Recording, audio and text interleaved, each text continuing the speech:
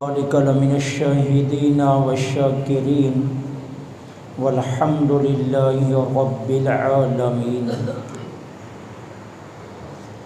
مولا يصلي وسلم دائما أبدا على حبيبك خير الخلق كلهم محمد سيد الكونين والثقلين والفریقین من عرب ومن عجم. مولا یصلی وسلم دائما ابدا علی حبیبک خیر الخلق کلہم. فإن من جودک الدنیا وذرتها ومن علومک علم اللوح والقلم. مولا یصلی وسلم دائما ابدا علی حبیبک خیر الخلق کلہم. رضیت باللہ ربا وبالاسلام دینا وبمحمد صلی اللہ علیہ وسلم نبیا ورسولا. بلغ العلا بکمالہ کشف الدجا بجمالہ حسنت جمیع خصالہ. صلوا علیہ وآلہ واصحابہ وسلموا تسلیما کثیرا کثیرا کثیرا. لبیک لبیک یا رسول اللہ، لبیک یا رسول اللہ، لبیک لبیک یا رسول اللہ. تمام تعریفیں اللہ رب العالمین جل سبحانہ و تعالی کے لیے خاص ہیں، جو ہم سب کا مالک بھی ہے اور ہمارا خالق بھی. وہی معبود حقیقی ہے، وہ وحدہ لا شریک ہے، کوئی اس کا شریک نہیں. سجدہ عبادت کا ہو یا محبت کا، عقیدت کا ہو یا عشق کا، سجدہ صرف میرے اللہ کی ذات کے لیے جائز ہے. میرے اللہ کے علاوہ کسی اور کے لیے سجدہ جائز نہیں ہے. کائنات ارض و سما کے ہر ذرے کے بدلے میں اربوں کھربوں کے حساب سے تا قیام قیامت بغیر کسی وقفے کے درود و سلام آقا نامدار مدنی تاجدار فخر دو عالم امام الانبیاء خاتم المرسلین سرکار مدینہ راحت قلب و سینہ صلی اللہ علیہ وآلہ وسلم کی ذات پاک پر، کہ جن کے صدقے میں اللہ جل سبحانہ و تعالی نے اسلام کو اور مسلمانوں کو عزتیں بخشی. ذی وقار محترم اور محتشم سامعین، قرآن کریم کے مطالعہ سے یہ بات روز روشن کی طرح عیاں ہو جاتی ہے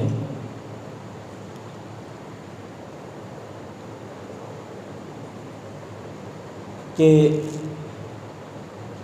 قوم یہود یہ ہر دور میں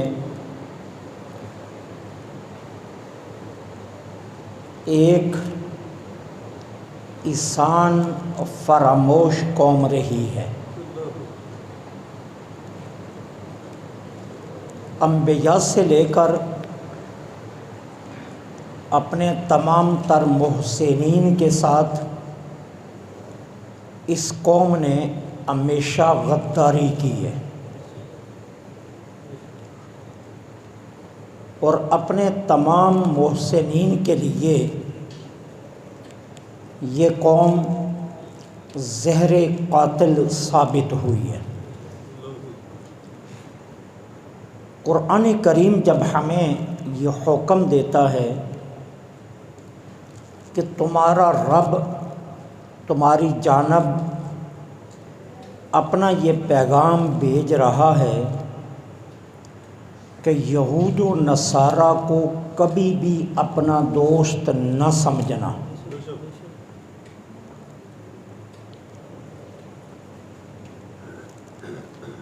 ہم قرآن کے ماننے والے ان حقائق کو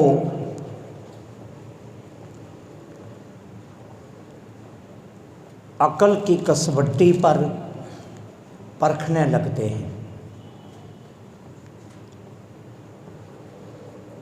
اور اپنے رب کا پیغام اور اس کا حکم سمجھ کر بلا چنی اور چاراں اسے تسلیم کرنے کے بجائے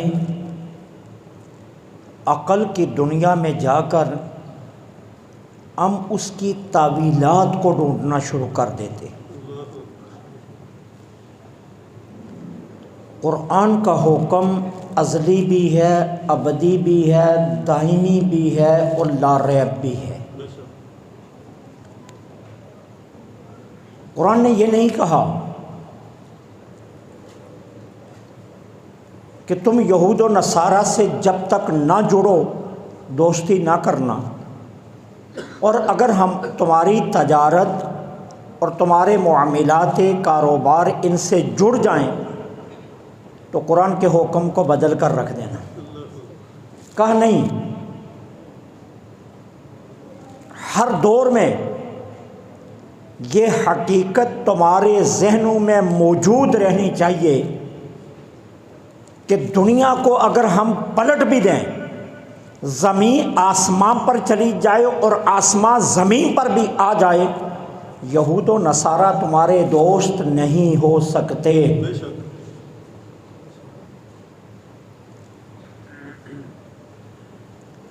اگر یہ بات تمہاری سمجھ میں نہیں آ رہی تو قرآن کے اوراق پلٹ کر دیکھ لو۔ موسیٰ علیہ السلام سے زیادہ تم اس قوم کے محسن نہیں ہو سکتے۔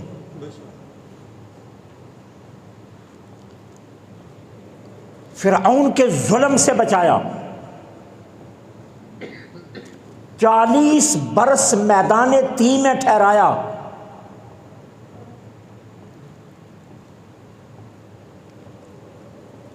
یارو آج مسجد کے مولوی کو اگر روٹی بیچنی ہو تو پیچھے نماز پڑھنے والا کہتا ہے میں 3 وقت نہیں دے سکتا، میرے ساتھ کسی اور کو لگاؤ نا، میں صبح ناشتہ دوں گا، دوپہر کو کوئی اور دے، شام کو کوئی اور دے۔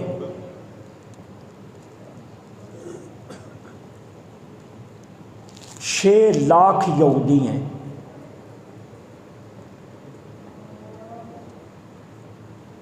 40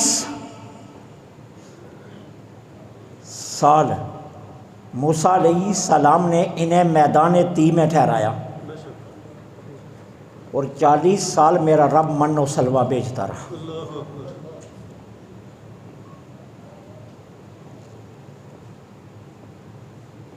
اس عرصے میں رات کو آسمان سے کمکمے آتے اور پورا میدان تیہ روشن ہو جاتا، اور جب سورج اپنی شعاعیں بکھیرنے لگتا اور موسم انگڑائی لیتا تو پورے میدان تیہ پر بادل چھا جاتے، اور ان بادلوں کی اوٹ سے ٹھنڈی ہوائیں چلتی، بغیر کسی چار دیواری اور بغیر کسی سیلنگ کے ماحول ایئر کنڈیشن کا بن جاتا۔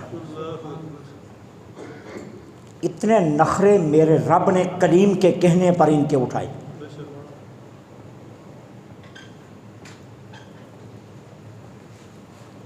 چالیس برسوں میں کسی کا لباس پرانا نہیں ہوا، پھٹا نہیں، جسم پر میل نہیں جمی، اور جو بچہ پیدا ہوتا ماں کے شکم سے لباس پہنا ہوا آتا، اور جیسے جیسے بڑا ہوتا جاتا لباس بھی ساتھ بڑا ہوتا۔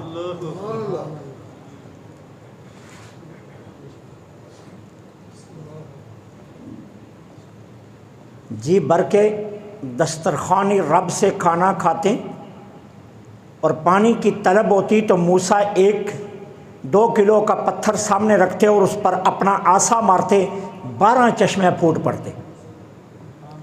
شہد سے زیادہ شریں پانی کلیم کے پتھر سے نکلتا اور یہ جی بھر کے پیتے۔ 40 برس جب میرے رب نے اتنے نخرے ان کے اٹھائے اور اتنے ناز اٹھا لیے تو ایک دن اکٹھے ہو کر آ کر موسیٰ علیہ السلام سے کہنے لگے، ہم گوشت کھا کھا کر تھک گئے ہیں، رب سے کہو اب سبزیاں بھیجا کرے۔ شکر کرنے کے بجائے، دعوت شیراز سمجھنے کے بجائے، رب کی نعمت کا احساس کرنے کے بجائے مطالبات میں آگے۔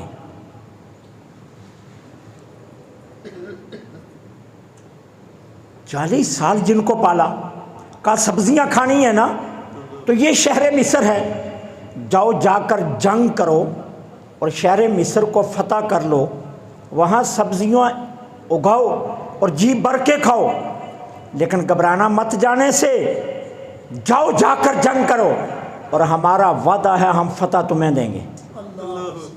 یہ بھی ہمارا وعدہ ہے، یہ ناز بھی ہم تمہارا اٹھائیں گے۔ قرآن کیا کہتا ہے؟ جب اللہ کا یہ پیغام قوم یہود کی طرف آیا تو جواباً آگے سے کہنے لگے، موسیٰ تو اور تیرا رب جا کر جنگ کرو، جب مصر فتح ہو جائے گا ہمیں بتا دینا، ہم آ جائیں گے۔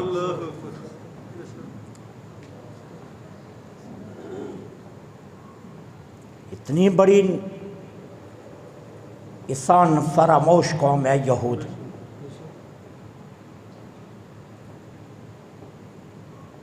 میرے آقا مدینہ طیبہ میں تشریف لائے ہجرت کر کے تو یہودیوں سے معاہدہ کیا، میثاق مدینہ کے نام سے یہ معاہدہ مشہور ہے۔ کہا دیکھو مکہ والے اگر تمام قبائل عرب کو ملا لیں اور تمام قبائل عرب کو ملا کر اگر مدینہ پر چڑھائی کر دیں تو ہمارا تمہارا معاہدہ ہے،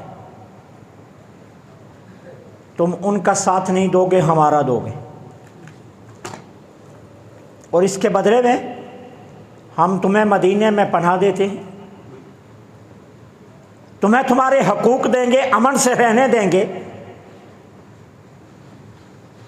معاہدہ تعریر ہو گیا، میثاق مدینہ کے نام سے یہ معاہدہ آج بھی سیرت کی کتابوں کی زینت ہے۔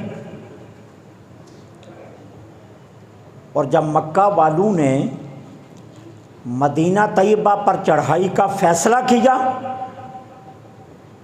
وہ لشکر لے کر آئے اور حضرت سلیمان فارسی رضی اللہ تعالی عنہ کی مشاورت سے میرے آقا نے عرب میں پہلی مرتبہ خندق کا فیصلہ کیا، کیونکہ یہ عرب میں خندق کا تصور نہیں تھا، یہ فارس میں تصور تھا۔ خندق کھودی، اب سامنے سے کفار مکہ آگے خندق ہے اور دوسری سمت مسلمان کھڑے ہیں، پیچھے سے معاہدہ توڑ کر یہودیوں نے بھی حملہ کر دیا، اب مسلمان درمیان میں پھنس گئے، آگے خندق ہے، پیچھے سے یہودی آگے، سامنے سے کافر ہیں۔ پھر اس موقع پر میرے رب نے رات کی تاریکی میں آندھی چلائی اور کافروں کو اڑا کر رکھ دیا، لیکن انہوں نے اپنا کرتوت دکھایا۔ یہ احسان فراموش قوم ہے۔ ہم بار بار کہتے ہیں ہمارا بزنس ہے، ملک تباہ ہو جائے گا، ہماری اکانومی گر جائے گی۔ کیا آپ اسلام کا سودا تجارت سے کریں گے؟ غیرت مسلم کا سودا اکانومی سے کیا جائے گا؟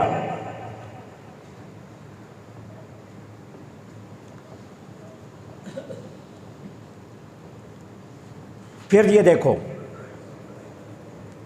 یہ فلسطین میں پہنچے کیسے؟ پھر سرکار علیہ الصلوۃ والسلام نے خیبر میں یہ رہتے تھے، مدینہ سے نکال دیا تو خیبر کو اپنا مرکز بنا دیا۔ پھر سرکار نے خیبر پر حملہ کیا ان کی کرتوتوں کی وجہ سے، اور خیبر سے انہیں بے دخل کیا گیا۔ پھر یہ دنیا بھر میں دھکے کھاتے رہے، یہاں تک کہ یہ جرمن میں آ کر آباد ہو گئے۔ یہود کی تاریخ آپ کو بتا، ہٹلر کا دور آیا، ہٹلر نے ان کی ساری تاریخ کو کھنگالا کہ یہ کتنی خطرناک قوم ہے، یہ کتنے انسان فراموش ہیں، یہ اقوام عالم کے لیے کتنے بڑے زہر قاتل ہیں۔ تو ہٹلر نے 60 لاکھ یہودیوں کو مارا جرمن میں، اور باقی کو زندہ چھوڑ کر جرمن سے بے دخل کیا۔ اور جب ان کو جرمن سے نکال رہا تھا نا، تو ہٹلر نے تاریخ کے 2 جملے بولے تھے۔ ہٹلر کے وہ 2 جملے آپ اپنے ذہنوں میں ذرا محفوظ رکھنا۔ اس نے کہا تھا ایک بات یاد رکھو، یہود کا ایک بندہ بھی جب تک زندہ ہے دنیا میں امن نہیں ہو سکتا۔ یہ ہٹلر کا جملہ تھا۔ اور اس نے کہا تھا یہ کسی بھی قوم کے لیے زہر قاتل ہے۔ تو اس کے مصاحبوں نے کہا پھر انہیں چھوڑا کیوں ہے؟ جو باقی رہ گئے انہیں بھی مار دو۔ کہا چھوڑا اس لیے ہے کہ دنیا کو پتہ چلے کہ میں نے جو 60 لاکھ مارے ہیں، لوگ مجھے ظالم نہ کہیں، لوگوں کو پتہ چلے میں نے کیوں مارے۔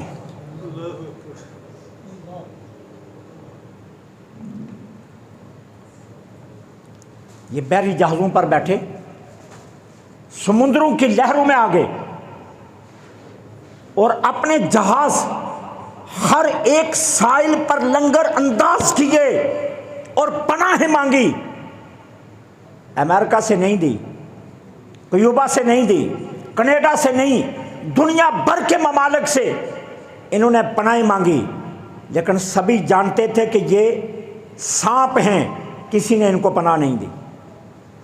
پھر انہوں نے اپنے جہاز کے عرش کے زینے پر، جو سب سے بالائی منزل ہے، اس کے اوپر کتبے نصب کیے، اور ان کتبوں پر کیا لکھا کہ جرمن نے ہمارے گھر بار برباد کر دیے ہیں، اب ہم تمہیں واسطہ دیتے ہیں ہماری امیدوں کو مت کچلنا۔ اور یہ کتبے لگا کر سرزمین فلسطین کی طرف انہوں نے اپنے جہازوں کے رخ موڑے، اور فلسطینیوں نے انہیں دل سے خوش آمدید کہا۔ اہل فلسطین نے انہیں آباد کیا، ورنہ پوری دنیا میں ان کے لیے 1 انچ جگہ نہیں تھی۔ اور جنہوں نے آباد کیا آج دیکھو انہیں کے ساتھ کیا کر رہے ہیں۔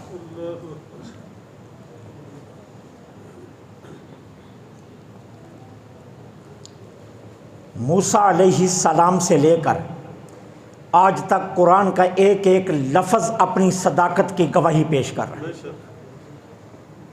کہ ہم نے تمہیں کیوں کہا تھا کہ یہود و نصارہ کو دوست نہ بنانا۔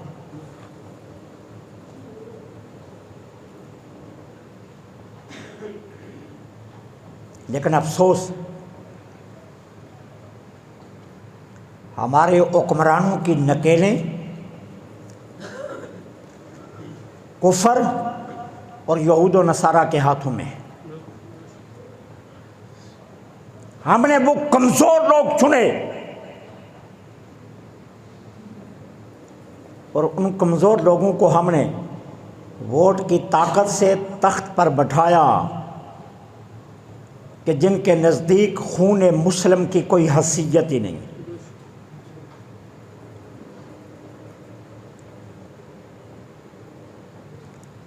عمر بن عبدالعزیز رضی اللہ تعالیٰ عنہ اپنی سرائے میں بیٹھے ہوئے، ان کے محل نہیں ہوتے تھے، سرائیں ہوتی تھیں، مسافر خانے، وہ محلات میں نہیں رہتے تھے، وہ سراؤں میں رہتے تھے، اپنی سرائے میں بیٹھے ہوئے تھے۔ ایک شخص آیا، اس نے کہا میں فارس سے گزرا،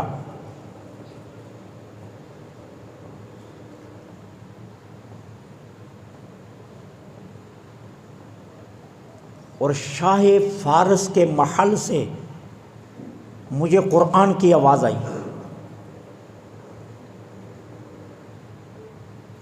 کہا میں چپکے سے محل میں داخل ہوا، میں ڈھونڈنے لگا کفر گڑھ سے قرآن کی آواز کہاں سے آ رہی۔ پھر میں آگے بڑھا تو میں نے دیکھا ایک نابینا شخص قرآن پڑھ رہا تھا۔ میں نے اس نابینے سے پوچھا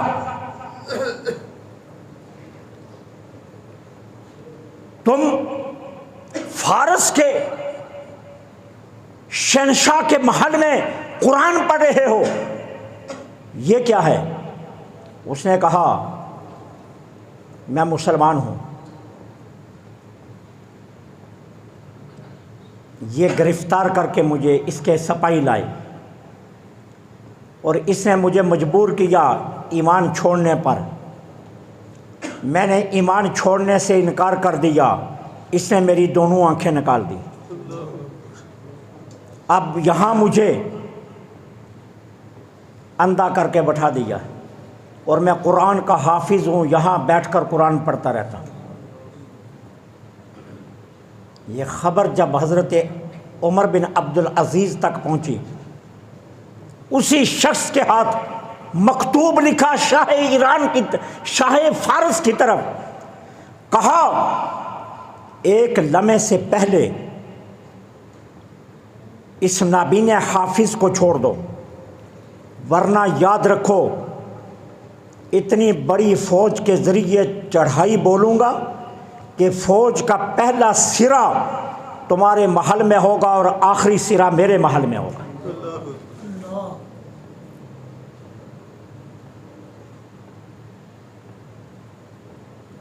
یہ ایک مسلمان کی کہانی ہے۔ کیا عمر بن عبدالعزیز کو نظر نہیں آ رہا تھا میری اکانومی خراب ہو جائے گی، میرا ملک برباد ہو جائے گا، اتنی بڑی سلطنت سے ٹکر لینے سے میرے پاس کیا رہ جائے گا؟ ان کو نظر نہیں آ رہا تھا۔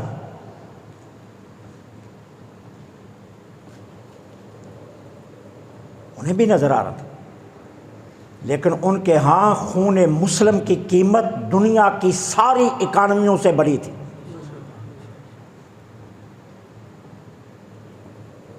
آج فلسطین میں زہر آلود بم گرائے جا رہے ہیں، بچوں کے جسم پگھل رہے ہیں، ننھے ننھے بچوں کی لاشیں دیکھی نہیں جا رہی۔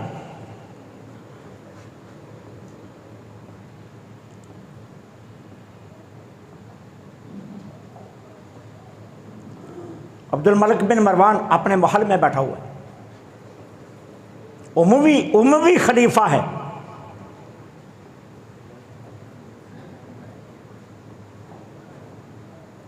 ایک شخص آیا اس کے پاس،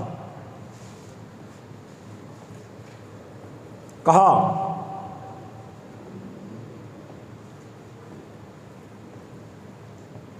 میں شہنشاہ شام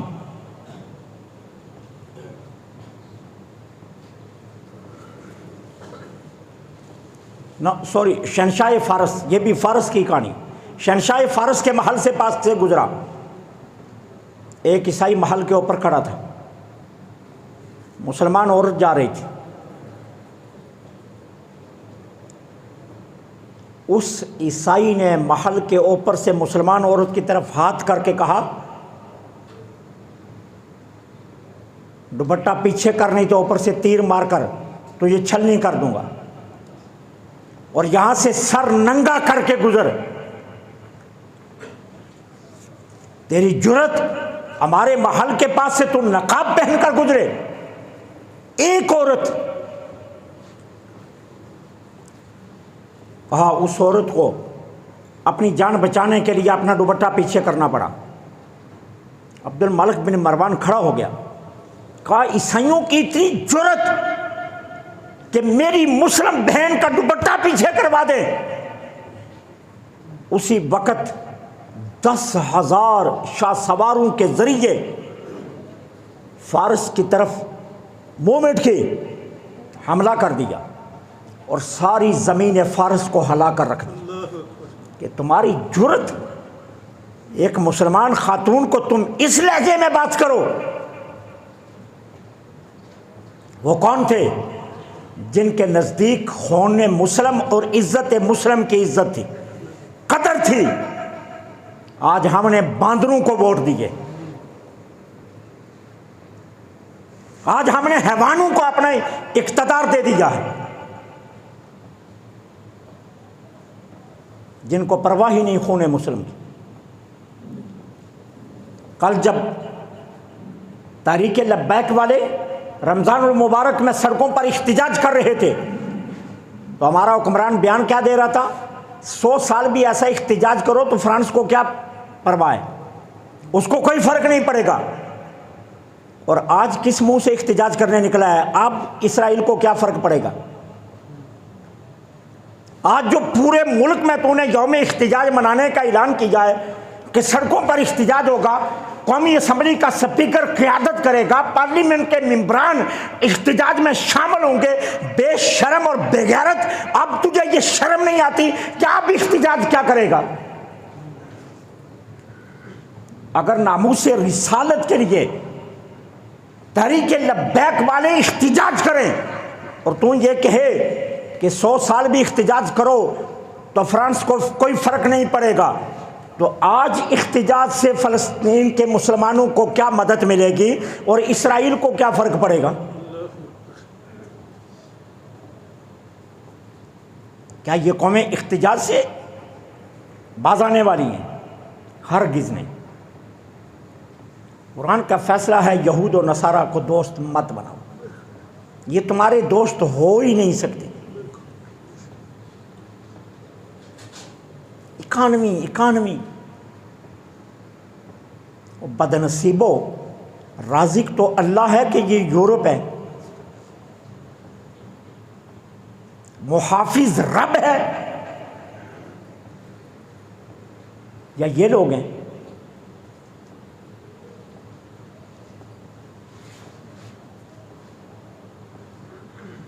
جہاد ہماری عزت ہے۔ خالد بن ولید رضی اللہ تعالیٰ عنہ کے جملے یاد رکھنا۔ کسی نے پوچھا تھا خالد بن ولید سے، ہر لمحے تلوار ساتھ رکھتے ہو، اس کی وجہ؟ کہا تلوار ہی تو ایک مسلمان کی عزت کی نشانی ہے۔ جہاد ہماری عزت ہے۔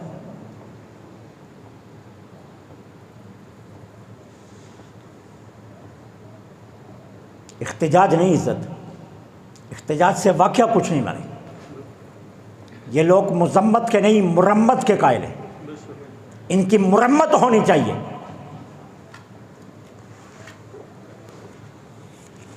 ستر برس ہو گئے ہم کشمیر کے لیے احتجاج کر رہے ہیں، کچھ ہوا؟ اقوام متحدہ کافروں کے فیصلے منٹوں میں کرتا ہے، مسلمانوں کے فیصلے نہیں کرتا۔ فلسطین میں کتنی ظلم و بربریت کھیلی جا رہی۔ آپ لوگ مجھ سے زیادہ سوشل میڈیا استعمال کرتے ہوں گے، یقیناً کرتے ہوں گے۔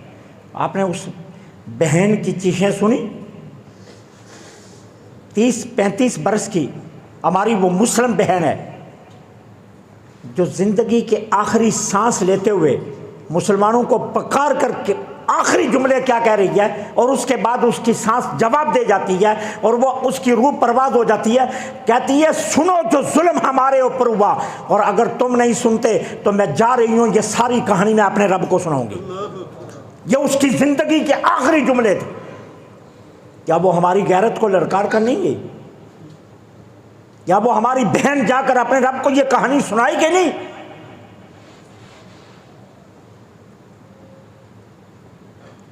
اور عراق کی اس بچی کی کہانی بھی آپ کے ذہنوں میں محفوظ ہوگی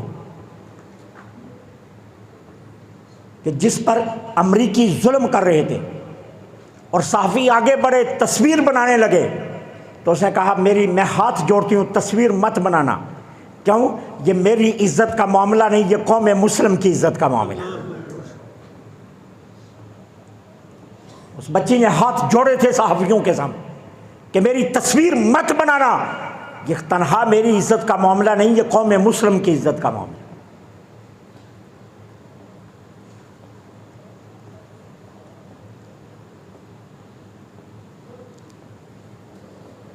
غیرت پر ملک قائم رہتے ہیں، اکانومیوں پر ملک قائم نہیں رہتے. غیرت ہو تو لوگ بھوکے بھی ہر بات سہ لیتے ہیں، پیاسے رہ کر بھی اپنے وطن میں خوش رہتے ہیں، پورا لباس نہ پہن کر بھی غیرت سے سر بلند رہتا ہے. اکانومیوں کی بات نہیں ہے کہ اکانومی سے ملک، کاروبار سے ملک نہیں، غیرت سے انسان ہوتا. غیرت نہیں ہے تو کیا کرو گے؟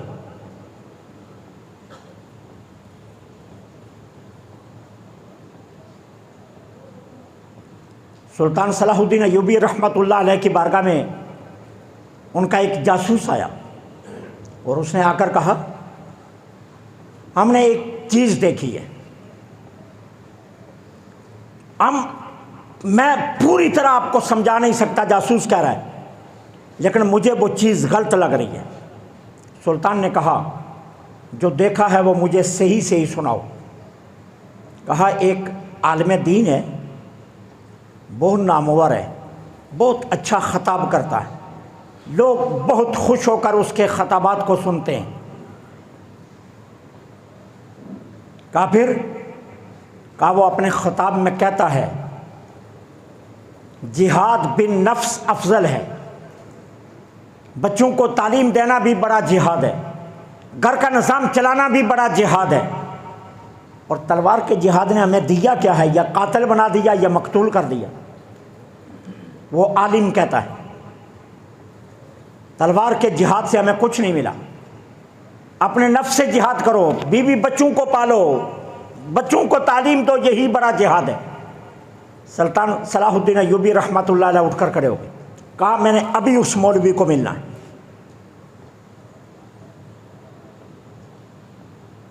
جاسوس لے گیا. کہا مولانا صاحب مجھے کوئی نصیحت کیجیے، کیونکہ بادشاہ بیس بدل کر گیا تھا، ان کو پتہ نہیں چلا یہ بادشاہ ہے. کہا مجھے کوئی نصیحت کیجیے. مولوی کہنے لگا جہاد بن نفس بہت افضل ہے، بیوی بچوں کو پالنا بہت افضل ہے، بچوں کو تعلیم دینا بڑا افضل جہاد ہے، اور تلوار سے کون سا جہاد ہے؟ یا قاتل بن جاؤ گے یا مقتول بن جاؤ گے. سلطان نے چہرے پر پہنا ہوا نقاب ہٹایا، مولوی کا ہاتھ پکڑا، اس کی انگلیاں کاٹ دیں. مولوی چیخنے لگا. کہا سچ سچ بتاؤ نہیں تو گردن ایک لمحے سے پہلے کاٹ دوں گا. جب اس نے اپنی نگاہوں کے سامنے سلطان صلاح الدین ایوبی کو دیکھا تو کہا ہاں میں ایک یہودی ہوں جو بیس بدل کر مسلمانوں کی مسجد میں مسلمانوں کو جہاد سے متنفر کر رہا ہوں. یہ یہودی ہیں جن کو ہم نے آج اقتدار میں بٹھایا ہوا ہے، یہ یہودیوں کے پربردہ ہیں. ہمارے حکمران 57 اسلامی ملکوں کے حکمران سوائے طیب، رجب، اردگان کے باقی یہودیوں کے پربردہ ہیں. سب سے بڑے ظالم سعودیہ والے ہیں، سب سے بڑے بدماش وہ ہیں، سب سے بڑے عیاش پرست وہ ہیں جنہوں نے پوری ملت کا بیڑا غرق کر کے رکھا ہے۔ عرب والوں نے سب سے پہلے اسرائیل کو تسلیم کیا ہے، سب سے پہلے اسرائیل سے تعلقات انہوں نے بنائے ہیں، سب سے پہلے اسرائیلی پروڈکٹ کو اپنے ملکوں میں یہ لے کر آئے ہیں بدماش اپنی عیاشی کے لیے، اور آج پوری ملت کا جنازہ نکال کر رکھ دیا۔ تنہا رجب طیب اردگان رو رہا ہے میرا ساتھ دو، اسرائیل کو نکیل ڈال دیں گے، لیکن کوئی اس کا ساتھ نہیں دے رہا۔ مفادات کی جنگ لڑ رہے ہیں، مفادات کی جنگ لڑ رہے ہیں، اور ہماری بہنیں لٹ رہی ہیں، ہمارے بچے ننھے ننھے جسم بگڑ رہے ہیں ان کے۔ ظلم کی کون سی تاریخ؟ خدا کی قسم اگر تم فلسطین کے ظلم کو، کشمیر کے ظلم کو پوری طرح سمجھ جاؤ تو تم کربلا کے ظلم کو بھول جاؤ گے۔ تمہارے ذہنوں میں جو کربلا کا ظلم ہے نا وہ تم بھول جاؤ گے۔ کربلا کے یزید سے بھی بڑے یزید یہ ہیں، لیکن افسوس ہمارے حکمران احتجاجوں تک محدود ہیں۔ احتجاج احتجاج احتجاج نہیں، یہ وقت احتجاج کا نہیں ہے، یہ وقت ہے مسلمانوں کے اسلامی سربراہان ایک بلاک بنائیں اور بلاک کی قوت سے اسرائیل پر حملہ کریں۔ یہودی احسان فراموش ہیں، میں قرآن کی پوری تاریخ آپ کے سامنے رکھ چکا ہوں، آپ کو بتا چکا ہوں کہ قرآن ان کے بارے میں کیا کہہ رہا ہے اور انہوں نے کیا کیا کیا ہے آج تک۔ اور ہٹلر نے صحیح کہا تھا، پوری دنیا میں جب تک ایک یہودی بھی زندہ ہے دنیا میں امن قائم نہیں ہو سکتا۔ یہ ہٹلر کے جملے ہیں، اس نے کہا تھا ایک یہودی بھی جب ہوگا تو دنیا میں امن قائم نہیں ہو سکتا۔ اس نے کہا میں نے جرمن میں اسی لیے 60 لاکھ یہودی مارے ہیں، ہٹلر نے کہا تھا، اور چھوڑا باقی کو اس لیے ہے کہ دنیا مجھے ظالم نہ کہے، دنیا کو پتہ چل جائے میں نے صحیح فیصلہ کیا۔ اور آج دیکھ لو صحیح فیصلہ، ہم بے بس ہیں، ہم تو کچھ نہیں کر سکتے، ہم عوام ہیں، یہ کام حکمرانوں کا ہے، یہ کام افواج اسلامی کا ہے، یہ قوم افواج کے پیچھے ہے، حکمرانوں کے پیچھے ہے۔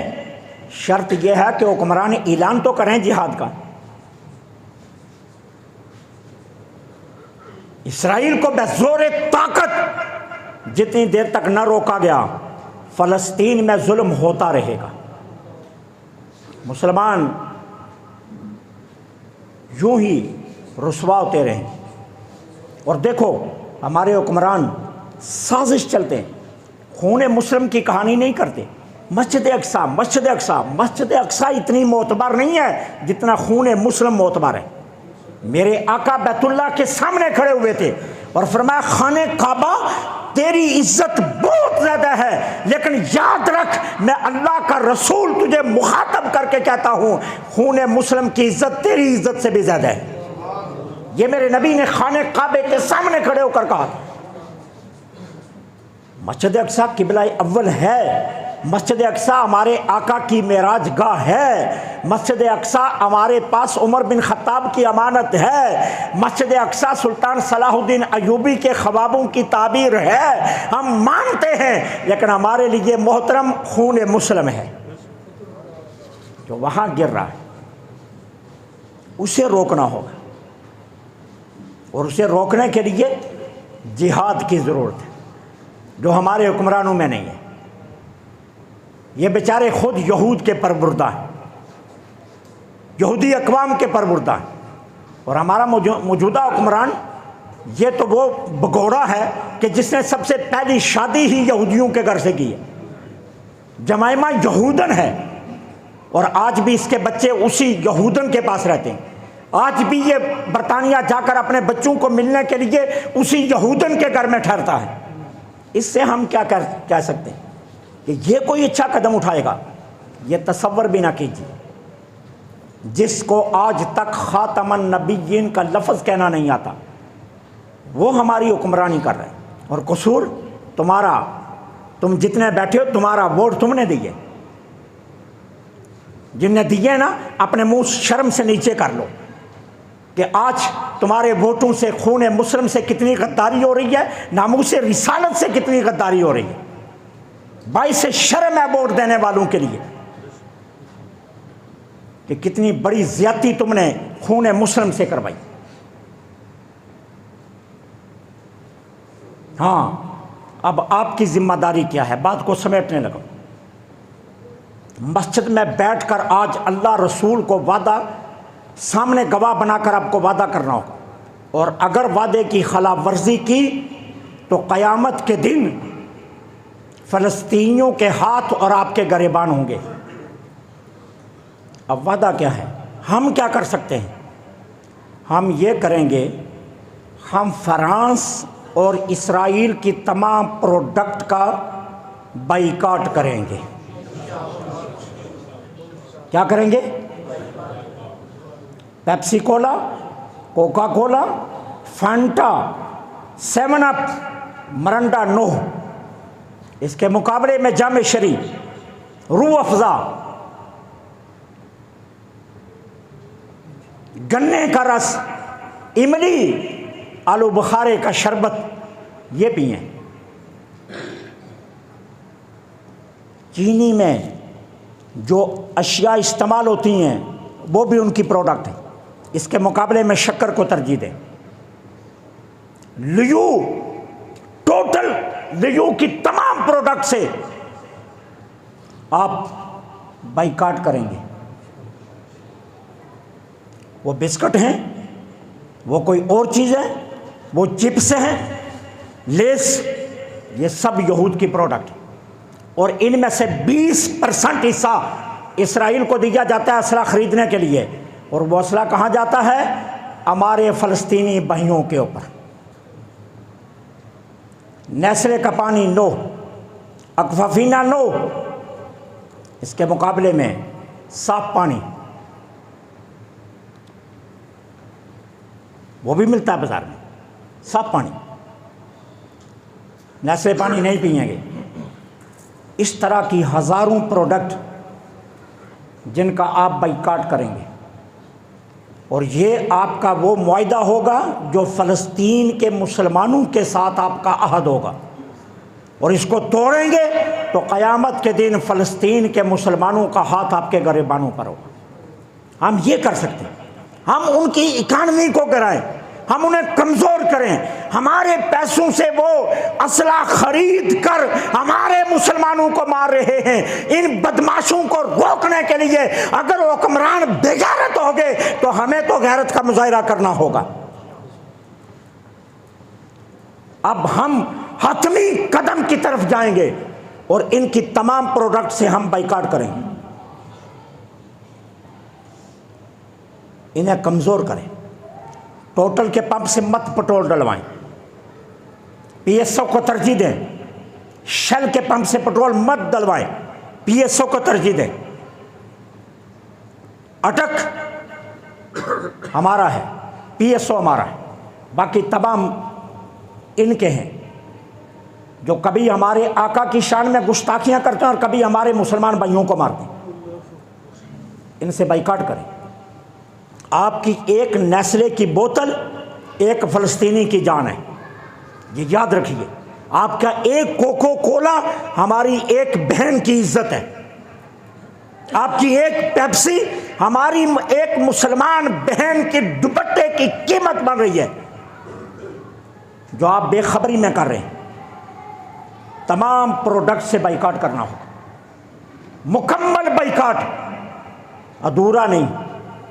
اپنے بچوں کو خبردار لیس کھانے دیں، خبردار انہیں اس طرح کی اشیاء کی طرف جانے دیں۔ پیپسی کولا کا گھر سے بائیکاٹ کریں، 7 اپ، مرنڈا، فانٹا تمام اپنے گھروں سے نکال دیں۔ جوسز لا کر رکھیں جو پاکستان میں بنتے ہیں، فریش جوسز، وہ استعمال کریں۔ آپ جامع شرین پئیں، روح افزا پئیں، لیکن ان کی پروڈکٹ کو بائیکاٹ کرنا ہو۔ یہ ہماری طرف سے ایک جہاد ہوگا، اور اس جہاد کو ہم اپنے ہر حال میں اب لڑنا ہے۔ اگر فلسطینیوں کو ہم آج نہ بچا سکے تو ماؤں بہنوں کی چیخیں دب گئی، لیکن میدان محشر میں یہ چیخیں اٹھیں گی، اور یہ صرف اسرائیلیوں کے لیے نہیں اٹھیں گی، ہمارے لیے بھی اٹھیں گی۔ اللہ ہم سے بھی پوچھے گا تم نے کیا کیا، اللہ ہم سے بھی سوال کرے گا تم نے کیا کیا۔ مذمت کا دور گزر گیا، اب مرمت کا دور ہے، اور مرمت ہماری افواج نے کرنی ہے۔ اب وہ نہیں کریں گے تو جواب دہ ہوں گے۔ ہم بے بس ہیں، جہاد کریں ہم نہ جائیں تو پھر ہم قصوروار ہیں، لیکن جب وہ جہاد کا اعلان نہیں کر رہے تو اب ہم جو جہاد اپنے اختیار میں رکھتے ہیں وہ جہاد کریں گے۔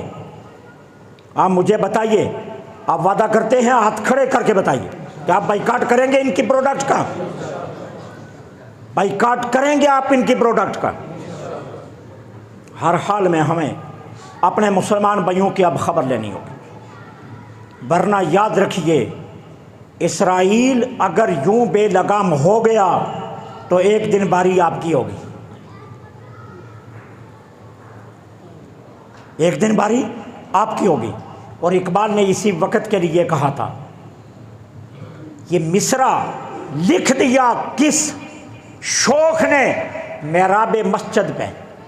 اقبال کہتا ہے یہ مصرع لکھ دیا کس شوخ نے محراب مسجد پہ، یہ لادا گرگ سجدوں میں جب وقت قیام آیا۔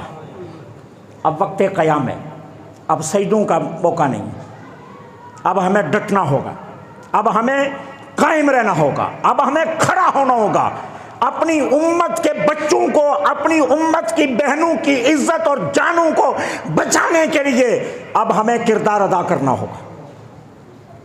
اب مذمت کی حد تک نہیں، اب عملی جہاد میں ہمیں اترنا ہو، اور اس کے لیے سب سے پہلا قدم فرانس، امریکہ اور اسرائیل کی پروڈکٹ کا مکمل بائیکاٹ ہے۔